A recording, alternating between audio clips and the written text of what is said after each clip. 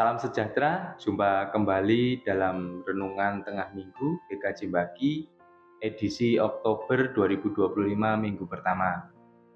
Renungan kali ini diambil dari Markus 11 ayat 22 sampai 24. Sebelumnya kita akan berdoa terlebih dahulu. Bapa yang makasih, kami mengucap syukur atas penyertaan-Mu. Saat ini kami hendak belajar firman-Mu. Buka hati dan berilah hikmat pada kami, sehingga kami dapat memahami dan mengerti dan menjadi pelaku firman-Mu. Ampuni akan kesalahan kami, dalam nama Tuhan Yesus kami berdoa. Amin. Markus 11 ayat 22 sampai 24. Begini firman Tuhan. Yesus menjawab mereka, "Percayalah kepada Allah. Aku berkata kepadamu, sesungguhnya barang siapa berkata kepada gunung ini, beranjaklah dan tercampaklah ke dalam laut, asal tidak bimbang hatinya, tetapi percaya bahwa apa yang dikatakannya itu akan terjadi, maka hal itu akan terjadi baginya. Karena itu aku berkata kepadamu, apa saja yang kamu minta dan doakan, percayalah bahwa kamu telah menerimanya, maka hal itu akan diberikan kepadamu." Demikianlah firman Tuhan. Berbahagialah orang yang mendengar dan melakukan firman Tuhan. Haleluya. Amin. Bapak, Ibu, dan Saudara, renungan saat ini diberi judul Harta yang Terindah. Pada bacaan kita sebelumnya kita mendengar, mengetahui bahwa ada kisah pohon ara yang dikutuk oleh Tuhan Yesus. Pohon ara ini menggambarkan kehidupan dari bangsa Israel, yang dimana bangsa Israel ada bangsa pilihan Allah. Berarti dia mempunyai sesuatu karunia dari Allah. Tapi karena mereka tidak melakukan perintah Allah, mereka tidak memelihara bahwa karunia itu adalah menjadi suatu harta yang berarti bagi mereka. Akhirnya mereka ditinggalkan oleh Tuhan, dan seperti pohon ara tadi, mereka menjadi kering, tidak ada buahnya, dan layu akhirnya mati. Bapak, Ibu, dan Saudara, ada suatu kisah dalam suatu sesi acara training di mana pembicara memberikan pertanyaan kepada peserta. Pertanyaannya begini, hal apa yang terpenting di dalam kehidupan saudara semuanya? Banyak yang menjawab, ada juga yang menjawab kekayaan. Nggak ada uang, ya nggak bisa apa-apa. Ada juga mobil. Kalau kita punya mobil, kita bisa kemana-mana. Rumah. Kalau kita nggak punya rumah, kita mau tinggal di mana? Kalau kita punya rumah mewah, kita bisa ngapa-ngapain di rumah kita. Ada juga yang mempunyai pendapat yang lain.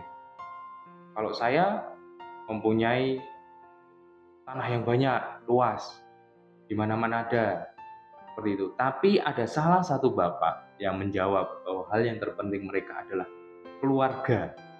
Ini menarik, Bapak Ibu. Kenapa?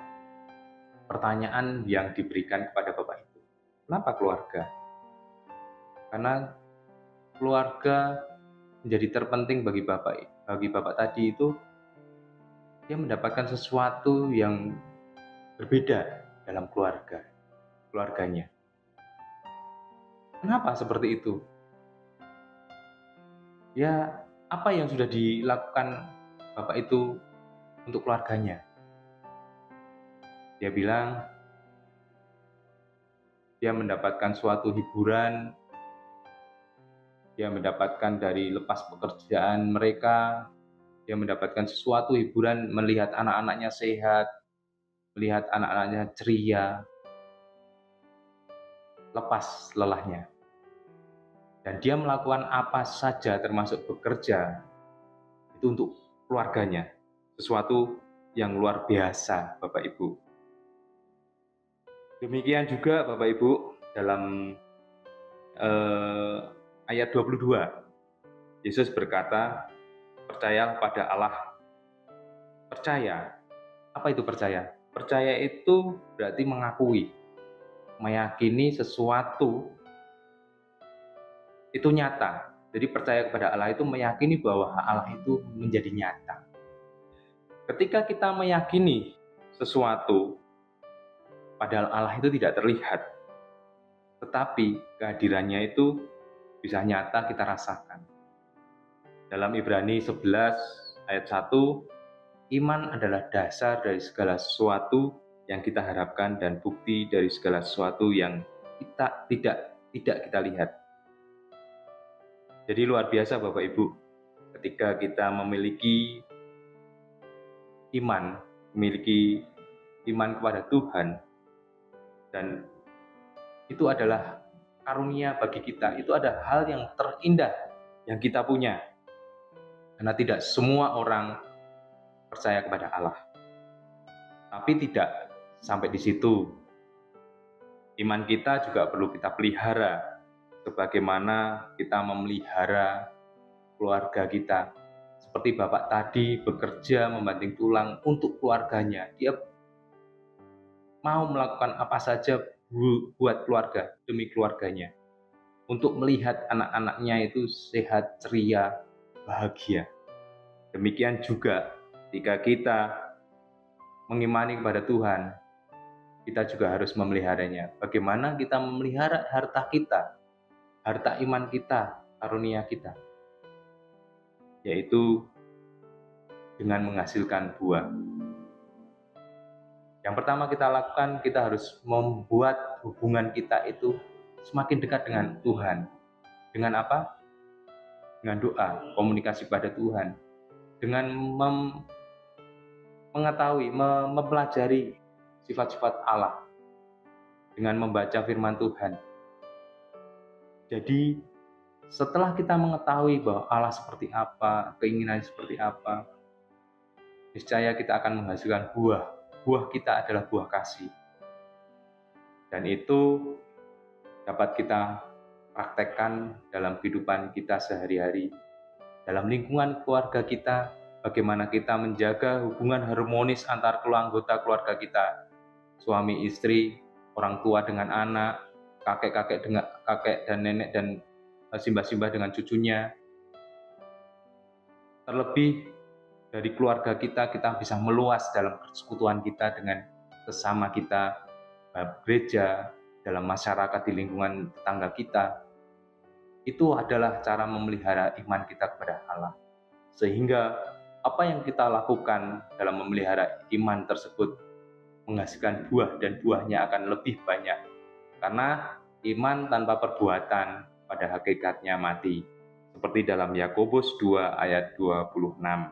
Karena itu, Bapak, Ibu, dan Saudara, marilah kita senantiasa berusaha menjaga iman kita dari keluarga kita, dari hubungan kita dengan Allah, hubungan kita dengan keluarga, supaya iman kita tetap bertumbuh dan itu menjadi harta yang terindah bagi kita. Teruslah memelihara iman kita kepada Allah dan berbuahlah. Tuhan Yesus memberkati. Amin. Mari kita berdoa. Bapak yang makasih, demikian kami ucap syukur Tuhan atas renungan yang Kau berikan bagi kami. Jaga kami dalam kami senantiasa memelihara iman kami kepadamu Tuhan, dan kasih karunia-Mu ini sungguh kami rasakan dalam kehidupan kami, dan biarlah kami semakin dekat dan kokoh dan berbuah dimanapun kami Kau tempatkan. Dan kami senantiasa mengucap syukur Tuhan, ampunilah segala dosa dan kesalahan kami. Dalam nama Tuhan kami Yesus Kristus kami berdoa. Amin.